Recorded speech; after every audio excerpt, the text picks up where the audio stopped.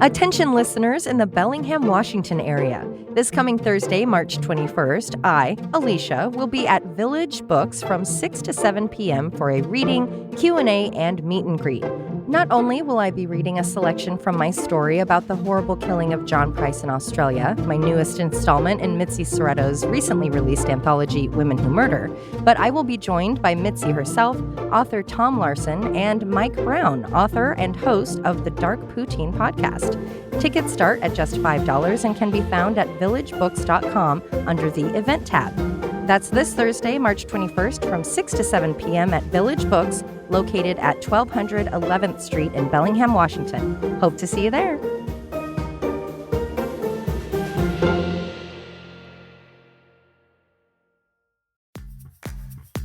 Armoire makes getting dressed easy.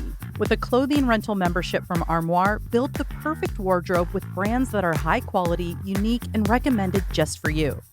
All you have to do is take a 5-minute style quiz and select items from your dynamic, personalized closet. The styles show up at your door in as little as 2 days. Then, when you're ready for new clothes, just swap them out for more new-to-you styles. Like many of you, my personal style has evolved over the years.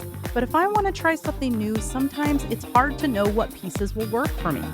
Rather than going to the mall for hours and spending too much money on pieces I might not like, Armoire allows me to rent high-quality designer clothing for any occasion. I can try styles I never considered before without worrying about the store's return policy. Of course, all of this sounds great, but what's even better is that it's a woman-founded business. You benefit from finding the perfect outfits, all while supporting a business that was built by women just like us. Right now, our listeners can give Armoire a try and get up to 50% off of their first month. That's up to $125 off. Just visit armoire.style/murderintherain.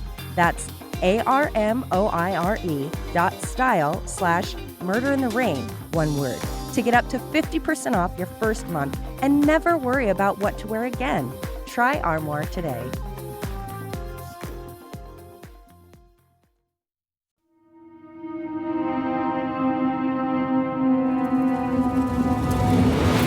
This is Murder in the Rain, where each week Emily Rowney, Alicia Holland, and Josh McCullough tell true crime stories of the Pacific Northwest. Murder in the Rain contains graphic content. Listener discretion is advised.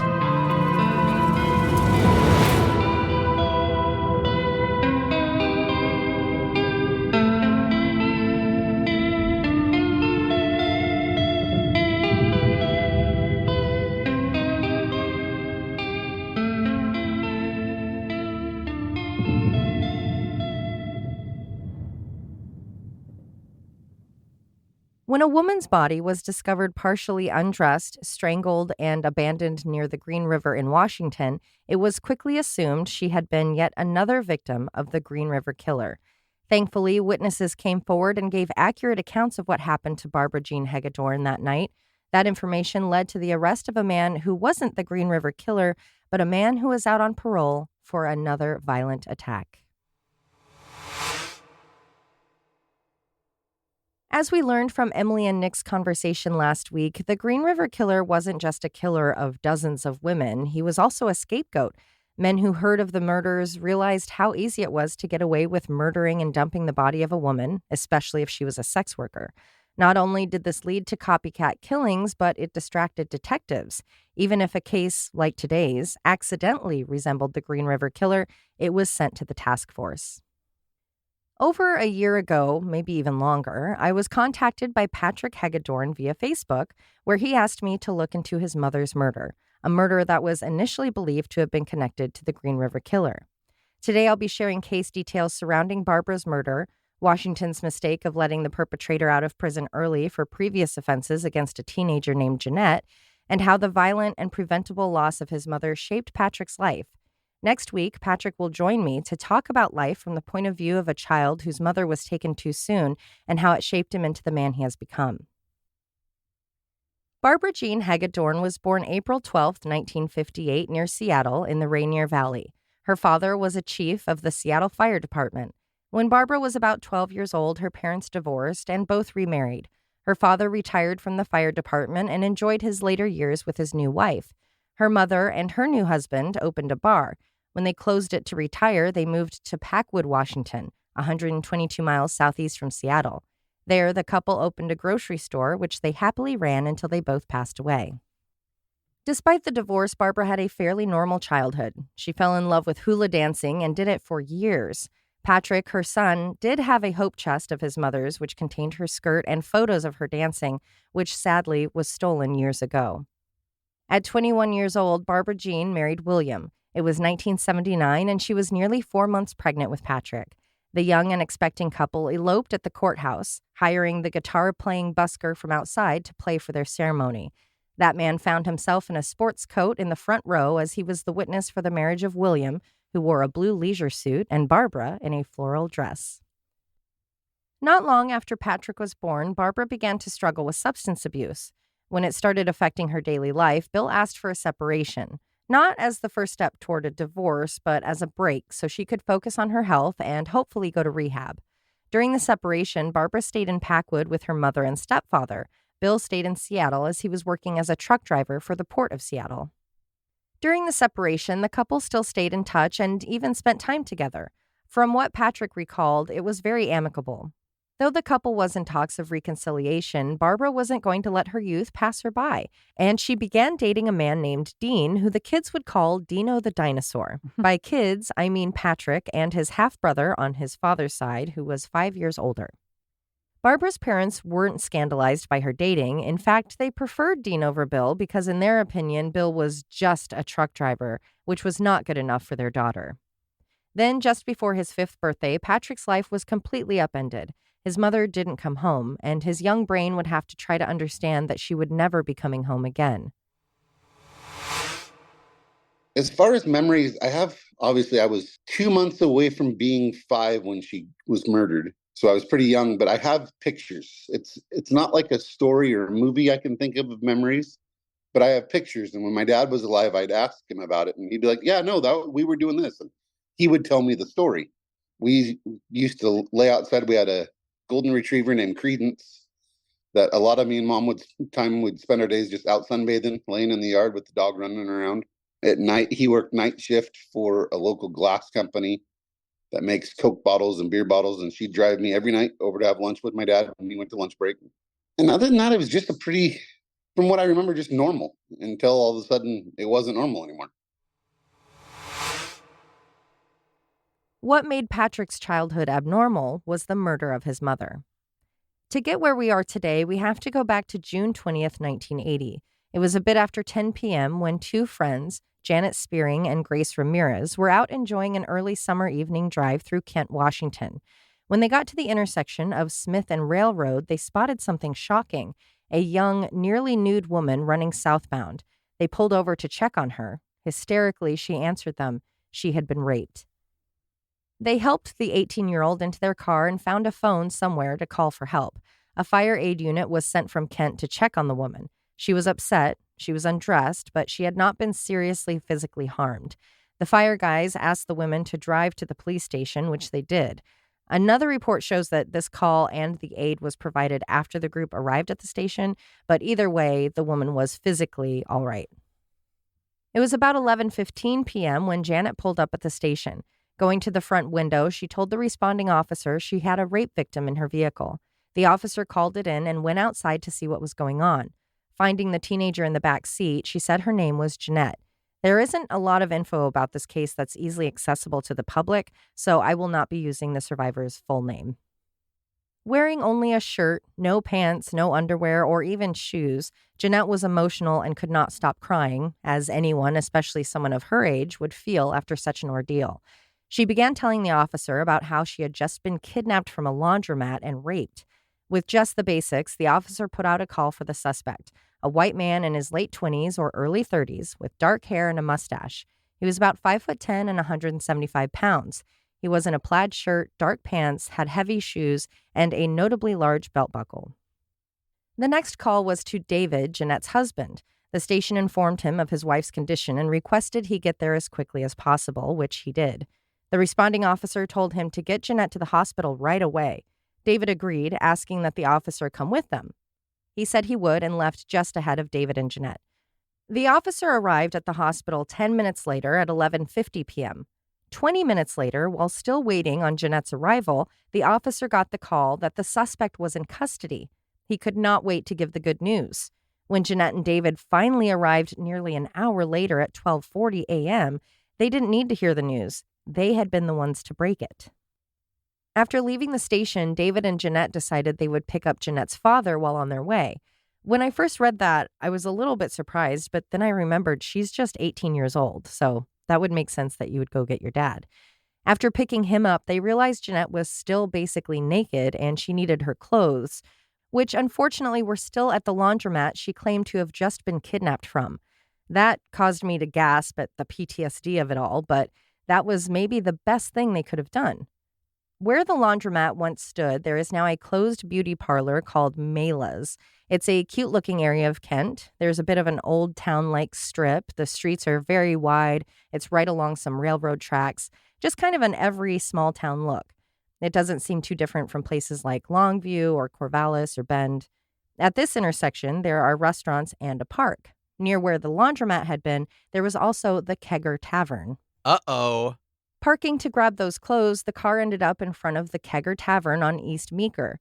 Looking through the tavern door, be it because it was made of glass or it swung open, which I like to picture for the dramatic effect. Like saloon doors? Exactly. Jeanette looked in on the bar she was too young to patronize and saw a man sitting at the bar. He was about 5'10", 175 pounds, in his late 20s, in a plaid shirt with dark jeans. She knew right away and without a doubt that this was her attacker.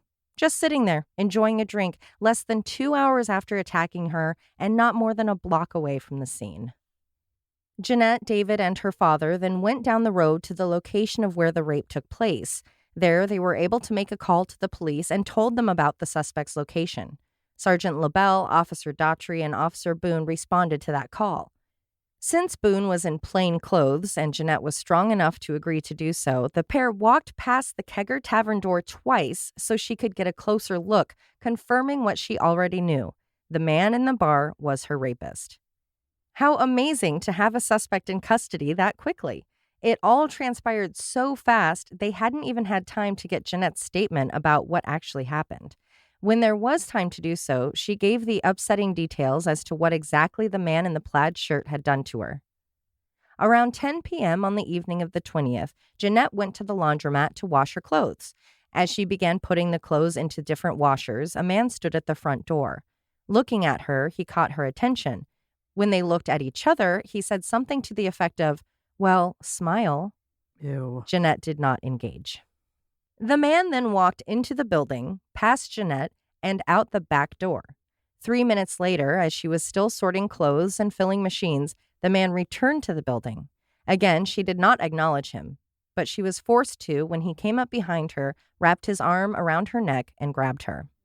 Putting her in a tight chokehold, the man started dragging Jeanette to a corner in the back hall of the laundromat. He said in a notably soft tone, "You better not scream or say anything, or I'll choke you to death." The next demand was for her to remove her clothing or he would choke her. She complied, pulling her pants down, even though she was struggling to breathe. He then forced her to undo his pants, but as quickly as he had started this attack, he seemed to have changed his mind, telling her to pull both pairs of their pants back up. It turned out he hadn't changed his mind on attacking Jeanette, just on the location. With his arm still around her neck, they walked down the street, past the Kegger Tavern. The man continued to warn her to be quiet. She took the threat very seriously. Any more pressure on her neck, and she wouldn't have been able to breathe at all. Jeanette made it clear to the officer she was speaking to that the chokehold she was in was hindering her breathing, so much so that she was certain this man was going to follow through on his threat and choke her to death. Approaching the next block, Jeanette was told that she would be let go by the time that they got to it. But the block came and went, and she still had an arm around her neck. Confused, scared, and wanting to be freed, Jeanette asked about his promise. So the man changed it. The next block, she would be let go. Then that block came and went. Then they crossed the street because the man claimed he would be catching a train in 30 minutes, which is when he would let her go. She asked him why he kept changing his mind about letting her go. He asked her to stop with all the questions. The man did not let Jeanette go. Instead, as they walked through a plot of land near the train tracks with tall grass, he threw her to the ground. Once again, he demanded she disrobe and that she take off his pants as well. She did, but just as he did in the laundromat, the man stopped her. He thought he heard voices in what he believed had been a deserted area. He peered over the grass like a lion, waiting for potential witnesses to leave so he could finish attacking his prey. As the man told her to be quiet, Jeanette continued talking, mostly about her baby at home and how she didn't want to be hurt, leaving her baby motherless. By that point, she found no comfort in his promise to not hurt her, as he had already backed out of letting her go so many times. Between talking about surviving for her baby's sake and being asked for graphic details as to what happened, Jeanette needed to take an emotional break from speaking to investigators. It only took her 2 minutes to muster the strength to go on with telling her story. The man then raped her vaginally before forcing her to give him oral sex. Completing his act in that manner, he demanded she lay on her stomach. She refused, so he choked her. She did roll over, and he anally raped her.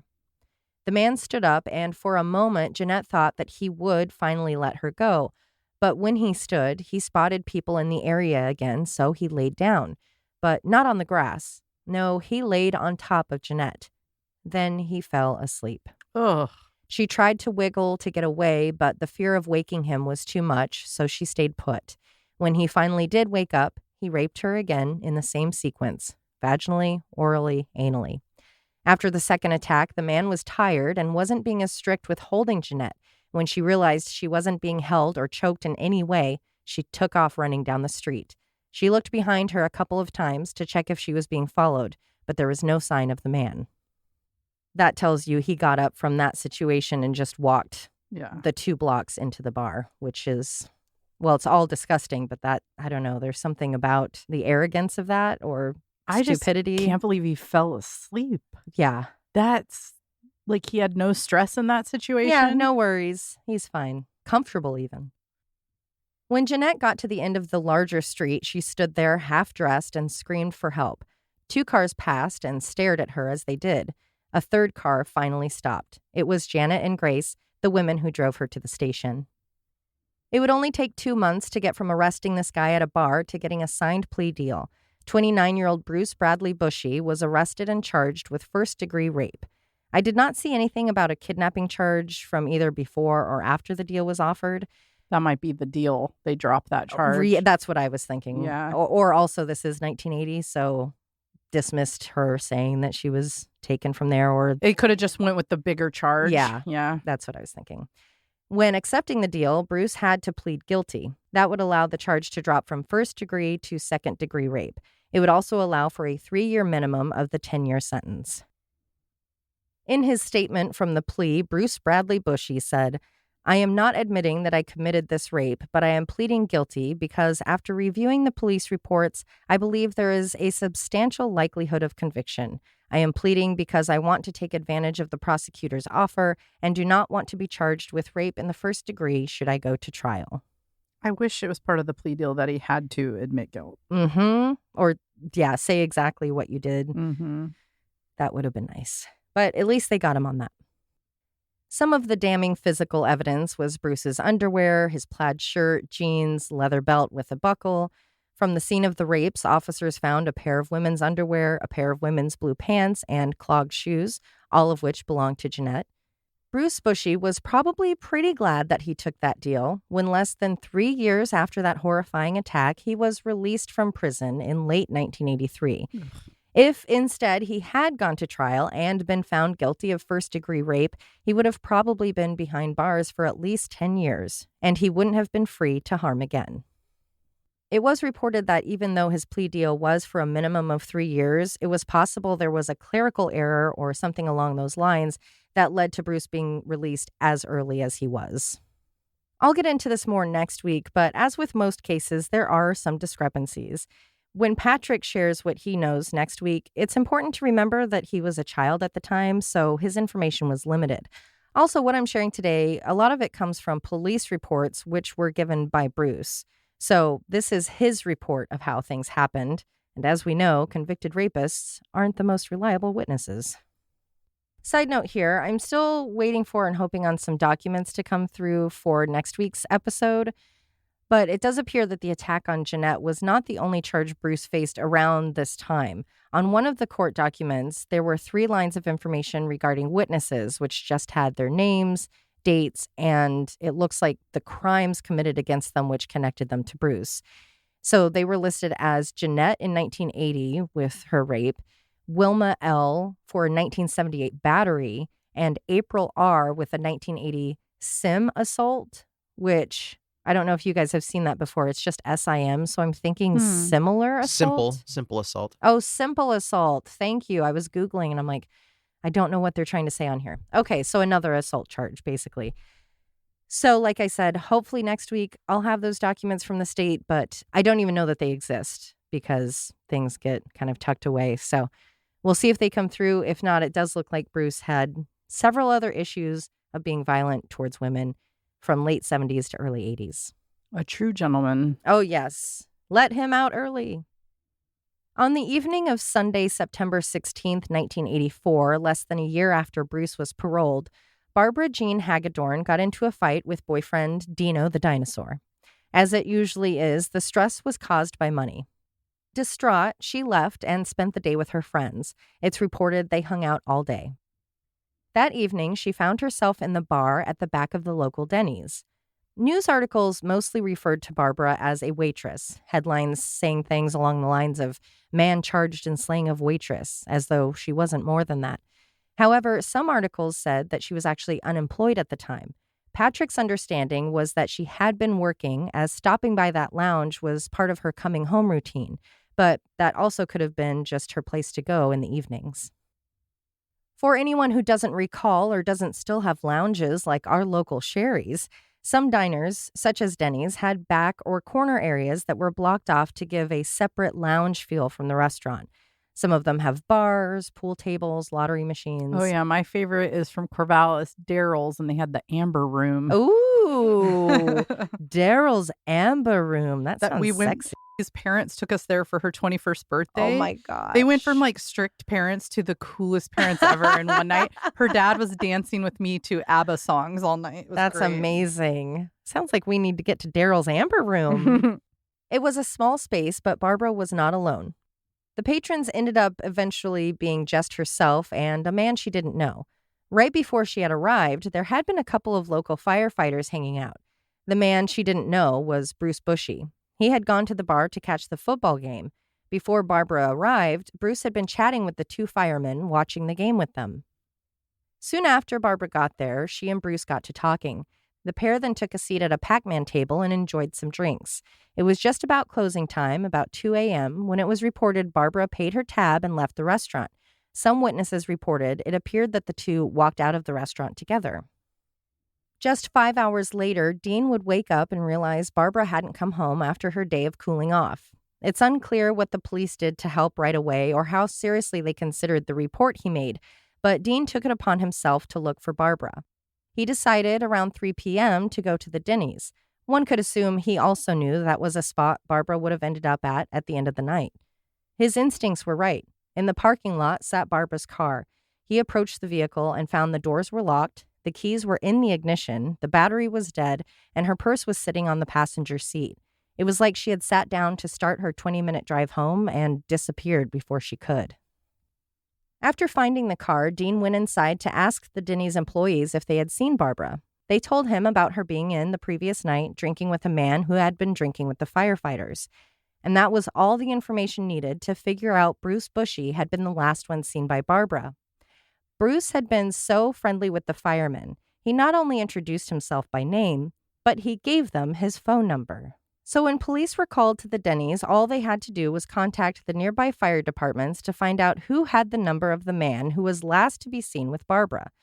As Bruce was the last one seen with her, the firemen said he either did something as a one-off or that man from the bar was the elusive Green River Killer.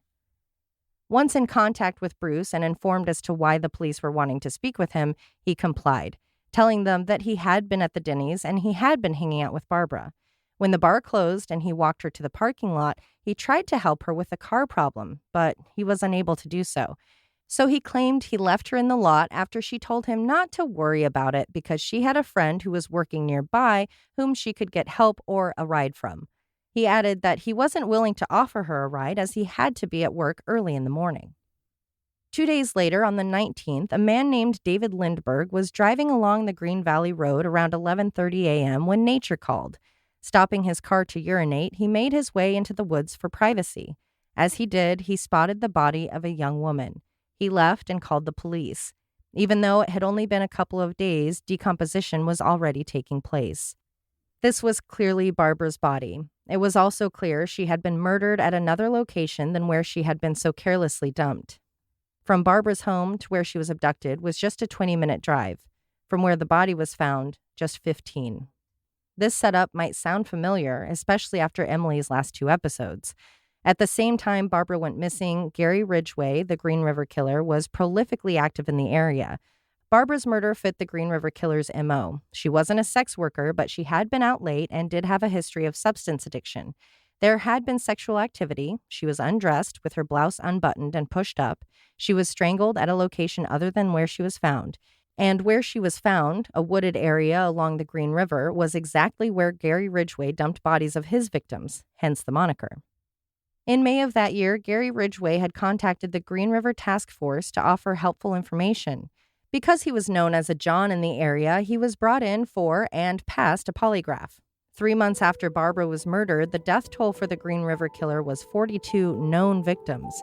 Interestingly, it doesn't appear Bruce was trying to be a copycat or cover up his crime by disguising it as a Green River case.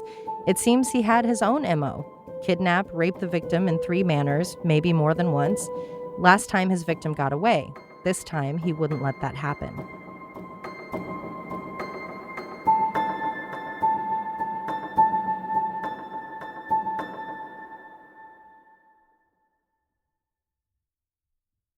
Now that this missing person case had evolved into murder, detectives with the Green River Task Force called Bruce again. As before, he swore Barbara had been left, alive, at the Denny's. Not believing him, detectives got to investigating Bruce directly, starting with his workplace. That was when they learned Bruce's boss had called Bruce's neighbor at 8:30 a.m. on the 17th, about 7 hours after being seen at the Denny's. The boss had called because Bruce was supposed to be in at 6 a.m., but had called in reporting car issues. But he wasn't expected to be this late. This was a red flag to the police, as Bruce had already told them he left Barbara at the Denny's because he had to be at work, and he hadn't appeared to have any vehicle issues of his own as he did so. The neighbor did see Bruce pull up at about 10 a.m. Since it appeared something was going on, the neighbor told police he then approached Bruce when he got home. He would later tell detectives how distracted he seemed. They, along with other neighbors, also reported that on the 19th, Bruce was seen wiping down the inside of his station wagon with a cloth before washing the inside and outside. Yes, washing the inside. As in, people watched him take the back seat out of the car and hose down the interior. That's interesting. That would not get anyone's attention. I would definitely record it these days. Yes. And on that note, what you've probably noticed by now, as I did at this point, is that all of Bruce's choices are not the best. So usually they aren't in these types of situations. They usually aren't, but I do think by this time the police were maybe realizing this probably wasn't the Green River Killer. This guy is not a criminal mastermind. He stayed at the bar. He gave his number to the fireman. He washed the inside of his car in a parking lot of an apartment. It's not like, oh, my neighbor saw me down the street. Well, it was in a parking lot. So this guy's been accused of a lot, but not of overthinking. So he did tell the police when they asked about that, why were you hosing down the inside of your car? He said that he decided to wash it after the first conversation with the police because he was feeling nervous that they were onto him. Oh, well, at least he's honest. Yeah. On the 20th, Bruce was arrested. They took him to the station where he called his wife before agreeing to give a statement. It was reported he was given a polygraph test at this time, but I was unable to find the results of that. Dean, the boyfriend, was also given a poly that same day, and he passed. Now Bruce's story was changing. Actually, he hadn't left Barbara in the parking lot. Now he remembered that she had actually decided to get a ride and meal with him. As they started to drive to a restaurant, he claimed that she decided instead of food, she wanted to find a bar. But it was after serving hours, so Bruce threw out the idea of them having sex. She agreed, and they drove to a remote park on the Green River where he claimed they engaged in consensual sex in the back seat. Now see if this sounds familiar. He told the police they started with him being given oral sex. She removed only her pants and pantyhose before having vaginal and then anal sex. Because of a medical issue, spastic colitis, Barbara complained of pain and asked for him to stop. This led to a fight because Bruce didn't know what spastic colitis or just colitis meant, and that is swelling of the large intestine. Individual cases vary, of course, but symptoms can include abdominal pain, bloating, bowel issues, and much more. Patrick, Barbara's son, didn't know anything about this condition regarding his mother, but he had seen on a document a doctor did confirm Barbara's diagnosis. It seems Bruce might have thought colitis was related to an STI because he claimed to have followed up her complaint of pain with a demand to know, quote, what else she had. This exchange quickly heated and became a fight. The fight became physical when he started to strike her in the head and overpowered her, even though she was fighting back. Bruce then admitted to the police that he strangled Barbara until she was dead. He then tied her hands behind her back with her pantyhose, put her in the back of his car, and drove to the Green River. When he found a good spot, he took her body from the car and left it in the woods. When the investigators asked him how he was certain she was dead, he said, "When you quit breathing, you're dead." Barbara's body was taken in for autopsy. It was found that she did have semen present in her vagina and anus, but not in her mouth. This was an issue for Bruce's story because he claimed in his interview that he ejaculated when Barbara supposedly gave him oral sex. Also countering his tale, her hands were tied, but were in the front of her body, not back, and the tying happened before she was dead. As for the cause of death and injuries, Barbara had several broken ribs, one of which punctured a lung. She had been beaten on the head and face, and her chest had been beaten so fiercely it caused a tear to her heart muscle. The cause of death was manual strangulation. I can confirm also that the autopsy did find she suffered from colitis, and her doctor would later testify to treating it, along with a kidney infection, and the severity of both would have caused sexual pain. The friend Barbara spent the day with before going to Denny's said that her health was talked about and Barbara was having a bad pain day. All of this was extremely important as Bruce claimed the sex they had was consensual. Yeah, it's highly unlikely she's going to be. As someone who has had lady pain from endometriosis and a kidney infection, the kidney infection was the worst pain in my life. And I think anyone with female organs can attest that when you have pain there, not just, oh, I'm on my period, I don't want to, but pain, especially spasms, the last thing you're thinking about is intercourse. For most people, I would take a guess to say.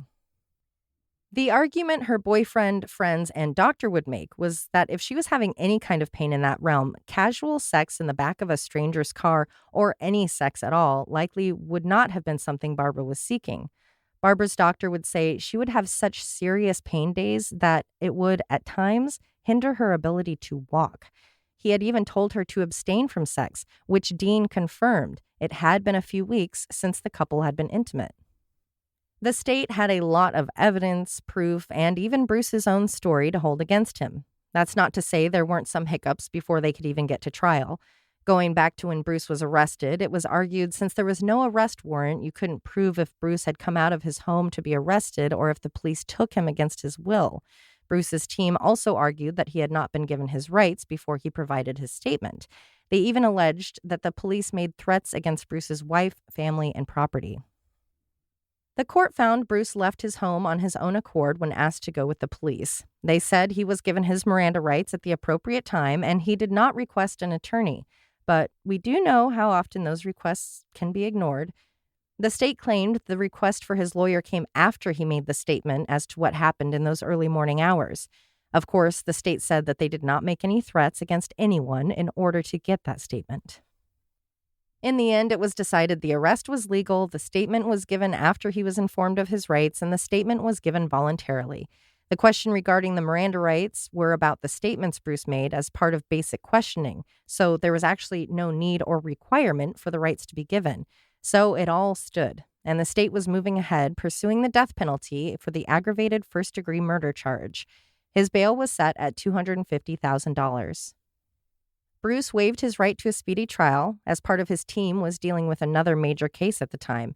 When the voir dire process got underway, 5 potential jury members were dismissed when they said that they could not support a vote for the death penalty. What Bruce got hung up on was the fact that the charge was aggravated, which would allow for the death penalty. He and his team tried to argue it wasn't aggravated because it wasn't premeditated, but it wasn't just the planning ahead that led to the aggravation. It was that he was committing a murder while committing a rape while covering up said rape. The state presented its case. They had witnesses, including the fireman from the bar, doctors, and Barbara's friends. They had Bruce admitting to the murder. The accusation of premeditation didn't mean the state was saying Bruce had been planning on killing Barbara as soon as they met or when they left the bar. They were saying that to strangle someone with your hands, which takes 3 to 5 minutes, you are given time to deliberate. After Bruce beat Barbara so badly it ripped her heart, he had time to stop and think before following through with the minutes-long strangulation. An important aspect for the state was to bar any questioning or reference to Barbara's history of substance addiction.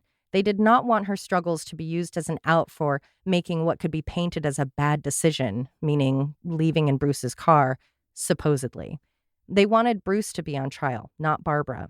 It did help to prove their point when the autopsy showed Barbara had a blood alcohol count of 0.10 and only had that alcohol, some caffeine, and a little bit of nicotine in her system.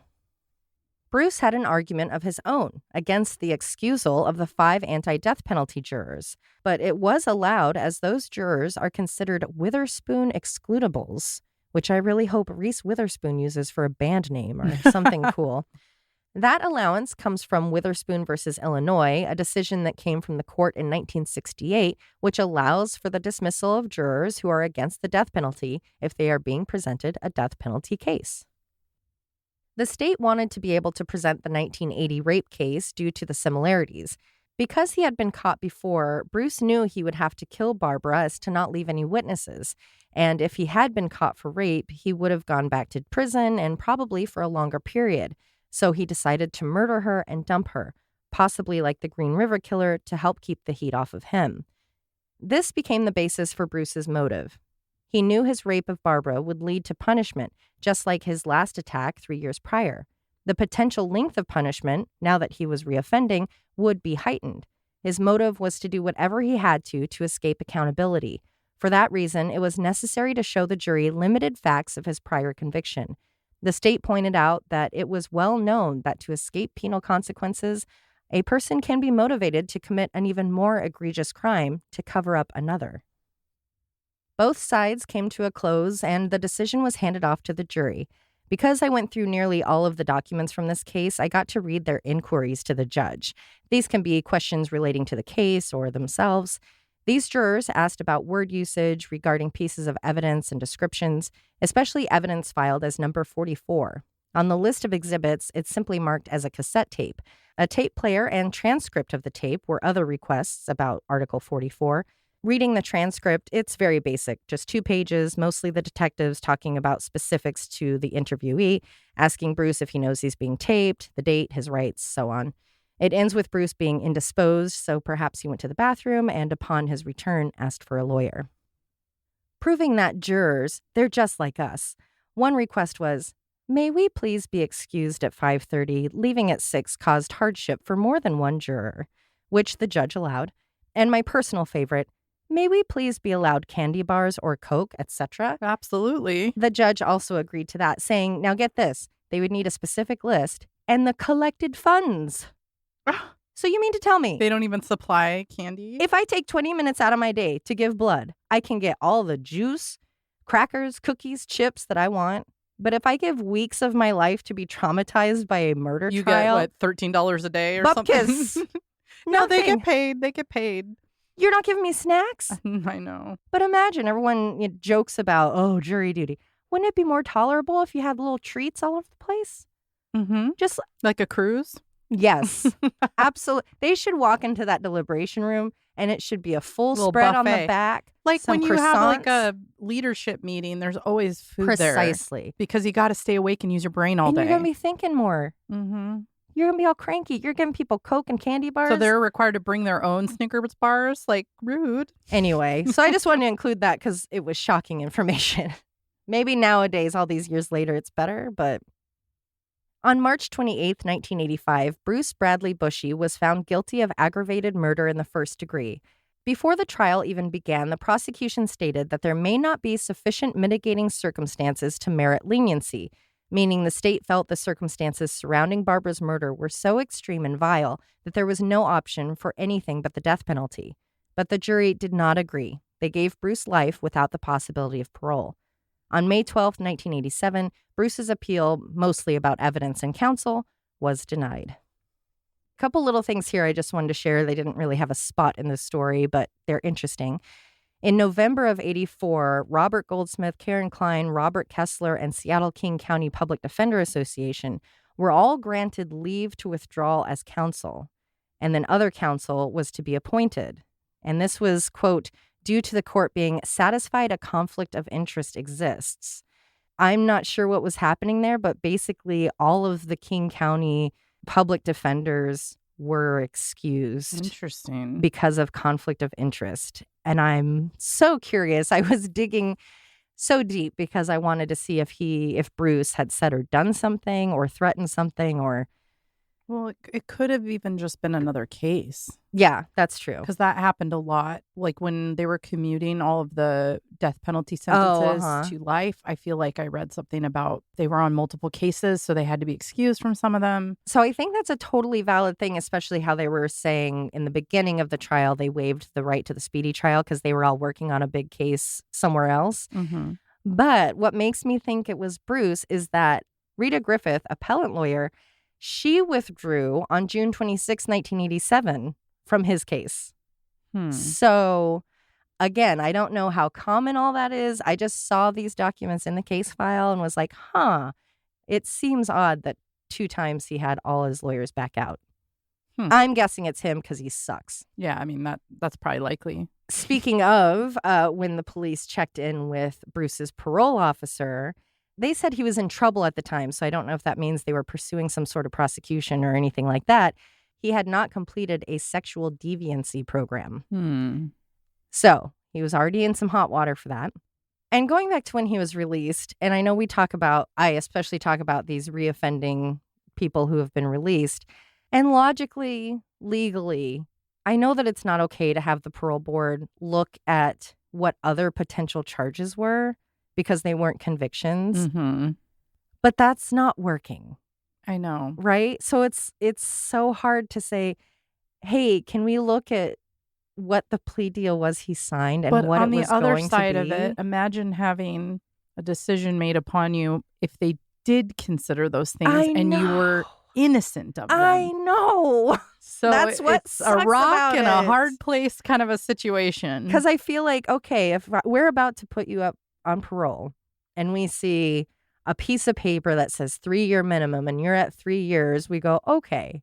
But if we looked at all the documents to say, here's what happened, here's what you were originally charged with, and here's the deal he took, I feel like that's almost fair, right? Well, I mean, think about the Portland jogger rapist. He had 8 confirmed rapes, but they could only get charges on one of them. Exactly. And so he came out smelling like roses on paper. Right. And to see what they did, because I don't know if they ever, well, I'll say I never saw even a hint of a charge for the kidnapping of Jeanette or attempted murder for strangling her or holding her neck for all that time. That's why I feel like if I were a victim in a case, I would really push for all the charges. Yeah. Even if they are like, well, we want to get... Right. We'd rather get him convicted than risk. I would be like, risk. no, because if he does get out, because if this isn't a murder, it's a likely chance he's getting out, right? Right. Why would you want to take that chance? Like, get him for everything to protect the next person that comes along. Yeah. But, that's not how our legal system works all the time. I know. Well, and then there's what kind of parole is it? Are they... Oh, yeah. He was supposed to be on, I think it was called extensive or extreme, which I couldn't find information of what that meant for him, obviously, besides having an officer and having that program to go through. But again, didn't work. Mm-hmm. Whatever that setup was, did not work because this guy, he learned from his other attack which was, I have to kill this person Right. and then hide them. That's what he learned from those 3 years. It almost feels like there should be a charge for that, for like escalation Oh, yeah. between crimes, you know? Let's put that on the docket or to like, vote yeah, on. a reoffender charge. Well, I mean, then they kind of do, heightens like it. if you're a murderer and you kill someone else in prison or Right. then you are eligible for the death penalty in a lot of states. So, Right. I mean, they do something similar. So it wouldn't be a stretch to have a charge like that. All right. Well, it's decided. All charges We'll now. put it on the ballot. Everyone will vote. Next week, I'll be continuing the story of Barbara, but from a different perspective. I'll be speaking with her son, Patrick.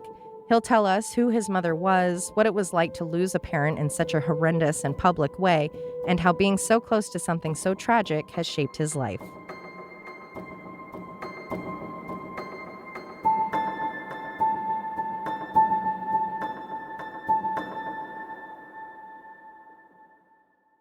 Fire Maybe department. slow down slightly. Oh, okay. Just a little. Her father. You little shit. I'm just a little goof. Not long after Patrick was born, but hello. Excuse you? Yeah, vibrate the balls a little. And it's funny because Patrick, the son I'm talking about, he's a big fan of the show.